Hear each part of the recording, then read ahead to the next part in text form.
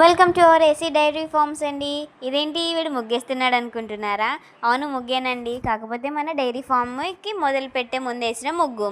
మనం ఏదైనా కూడా మన సాంప్రదాయ ప్రకారం ముగ్గుతోనే మొదలు పెడతాం కదా, అలాగే మొదలైంది, ఇప్పుడైతే పూర్తయింది కూడా. కాకపోతే మన డైరీ ఫామ్లో కొన్ని ఫాల్ట్స్ కూడా ఉన్నాయండి.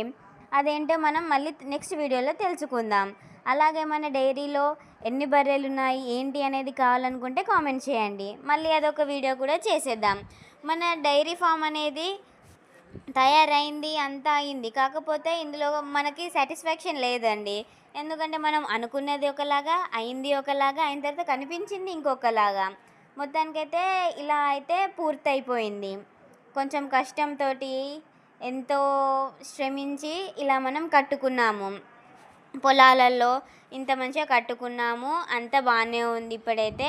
కాకపోతే కొంచెం కష్టాలు అన్నీ ఉంటాయండి. డైరీ ఫామ్ అనేది నాట్ ఈజీ, అది కొంచెం కష్టమే ఉంటుంది. కాకపోతే ఇక మనము పట్టుదలతో కట్టుకున్నాము. మొత్తానికైతే ఇలా అయింది మన డైరీ ఫామ్. ఎంతో కష్టపడి మొత్తానికైతే మనం పూర్తి చేసుకున్నాము.